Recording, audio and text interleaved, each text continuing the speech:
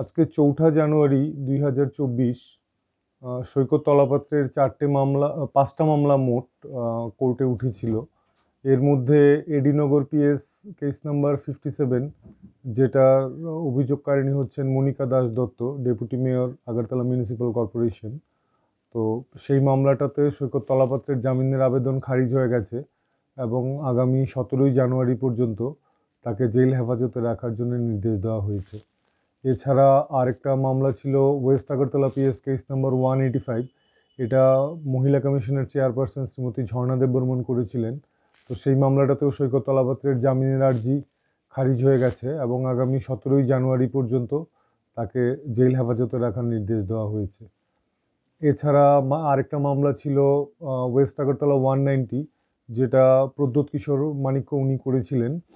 তো সেই মামলাটাতে already police chargesheet জমা দিয়ে দিয়েছে।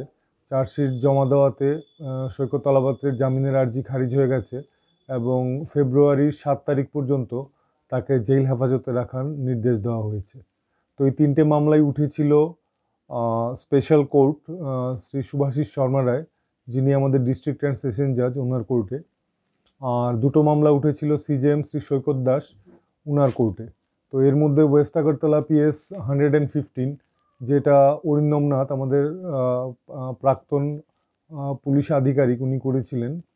তো সেই মামলাটাতে ওর জামিন হয়েছে সৈকত তলাপাত্রের, কিন্তু সে যেহেতু বেল বন্ড জমা দেয়নি বা দিতে পারেনি, তো সেই জন্যে আগামী 17ই জানুয়ারি পর্যন্ত তাকে জেল হেফাজতে রাখার নির্দেশ দেওয়া হয়েছে।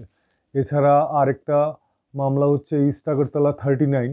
এটা শ্রীমতী চন্দ্রা রয়, যিনি ত্রিপুরা ভবিষ্যৎ পত্রিকার এডিটর, উনি করেছিলেন। তো সেই মামলাটাতেও সৈকত তলাপাত্রের জামিনের অর্ডার হয়েছে, কিন্তু সে কোনো জামানতনামা জমা দিতে পারেনি এবং সেই কারণে আগামী 17ই জানুয়ারি পর্যন্ত তার জেল হেফাজতের অর্ডার হয়েছে। তো সব মিলিয়ে সৈকত তলাপাত্রকে মোটামুটি আজকের অর্ডারের পর 7ই ফেব্রুয়ারি পর্যন্ত জেল হেফাজতে থাকতে হবে। আর নতুন কোনো চাঞ্চল্যকর তথ্য বলতে তদন্তকারী সংস্থারা ফেসবুককে নোটিশ দিয়েছিল কোর্টের মাধ্যমে। ফেসবুক থেকে রিপ্লাই এসছে, কিন্তু সেটা টেকনিক্যাল, আর এটা নিয়ে এখনও কমেন্টস করা ঠিক হবে না। ফেসবুকেরই রিপ্লাই দেখে এখন তদন্তকারী সংস্থা ঠিক করবে যে নেক্সট আবার কি করসপন্ডেন্স করবে বা সেটা দিয়ে কি করবে। আর ইতিমধ্যে যে সমস্ত অবসিন পোস্টগুলো সে time to time Saikat Talapatra post করেছেন, সেগুলোকে ব্লক করার কাজ চলছে। কিছু ইতিমধ্যে ব্লক হয়ে গেছে, আর কিছু চেষ্টা চলছে, কারণ প্রচুর মানুষের ক্ষতি উনি করেছেন এইভাবে বিভিন্ন রকমের স্ক্যান্ডালাস পোস্ট দিয়ে। তো সেই জন্য পুলিশ আপ্রাণ চেষ্টা করছে যাতে সেগুলোকে ব্লক করে, যাতে এই মানুষগুলোর সামাজিক সম্মান পুরো ফিরিয়ে দিতে না পারলেও অ্যাটলিস্ট সাময়িক স্বস্তি যাতে এদেরকে দেওয়া যায়।